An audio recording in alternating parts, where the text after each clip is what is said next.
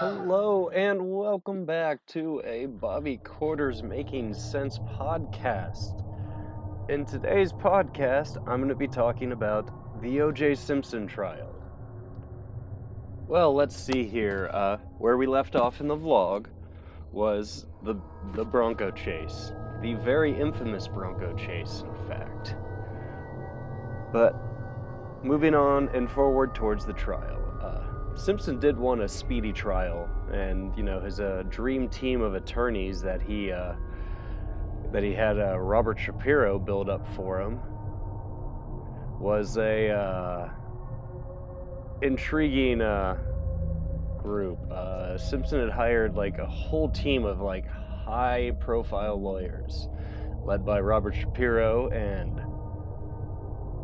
later on, the one, the only, the legendary Johnny Cochran took the reins on that. And they also had Lee Bailey, Robert Kardashian, Alan Dershowitz, and Robert Baser, as well as Carl E. Douglas and Sean Hawley and Barry Speck and Paul Nutterfield.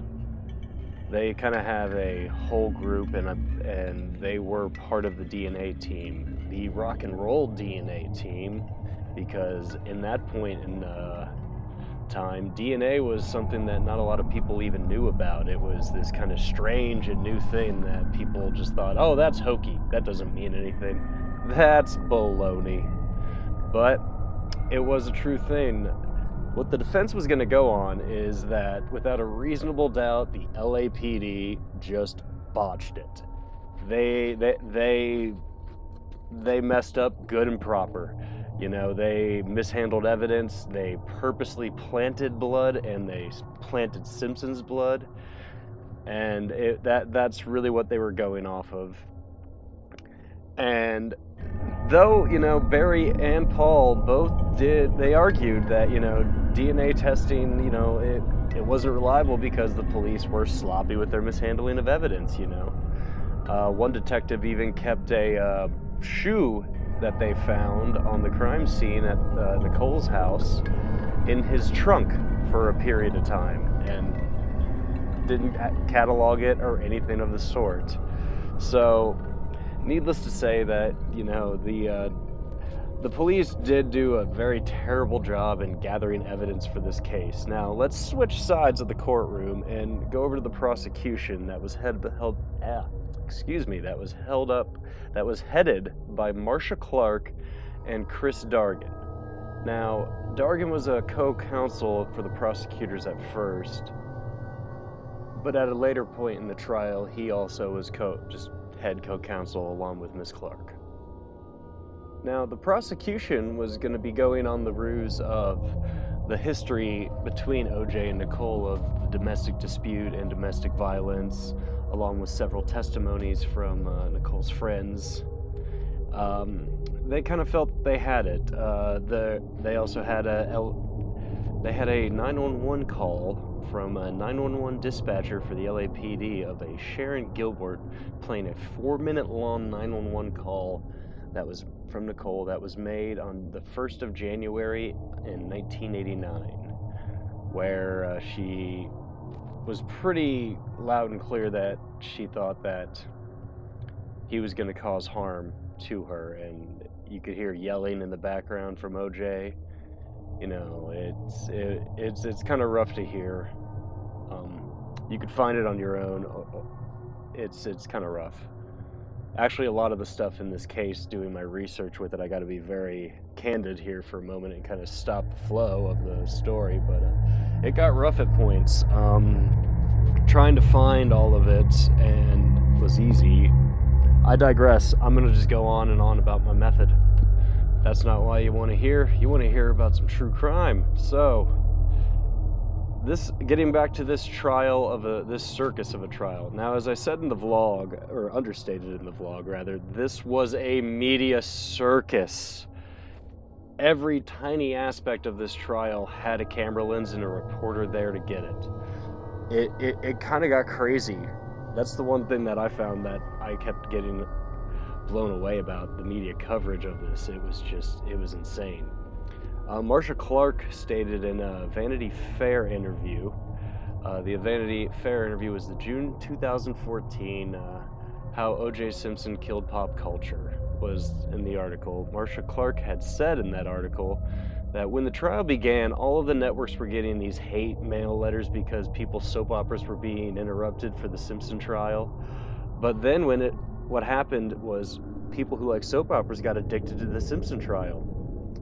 And they all got really upset when the trial was over, and people would come up to her on the street and say, "My God, I loved your show."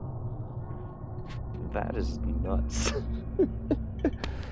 Speaking of Marcia, she also was under the scrutinous lens of the media.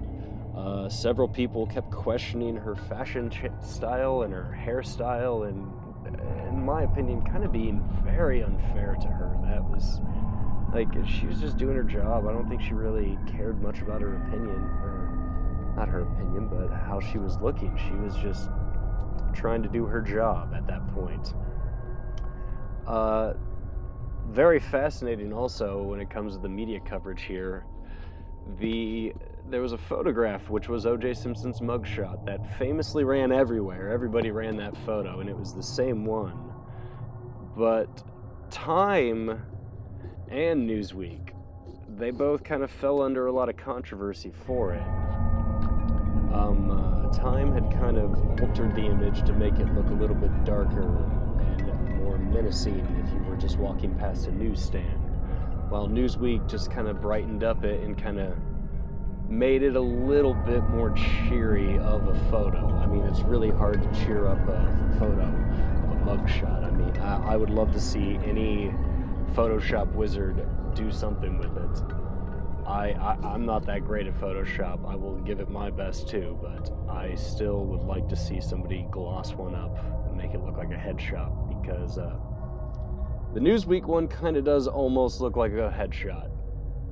That is just my opinion too. Now, let's see, we've talked about what the prosecution's angle was, we've talked about the defense angle, we talked about the media coverage. The verdict, well, we're going to get to the verdict here in a little bit. The jury was another part that made this very interesting. There was several cases where jurors were dismissed throughout this whole case. And it was over something very, very small or minor, or in more of the cases than you'd believe, a lot of the jurors lying just to get on the jury for this trial, because again, it was the biggest trial of the century. Now, the original jury pool was 40% white, 28% black, 17% Hispanic, and 15% Asian. The final jury for the trial had 10 women, 2 men, of whom were black, and 2 white, 1 Hispanic. The jury was sequestered for 265 days, the most in history. It broke the previous record, more than a month left to go.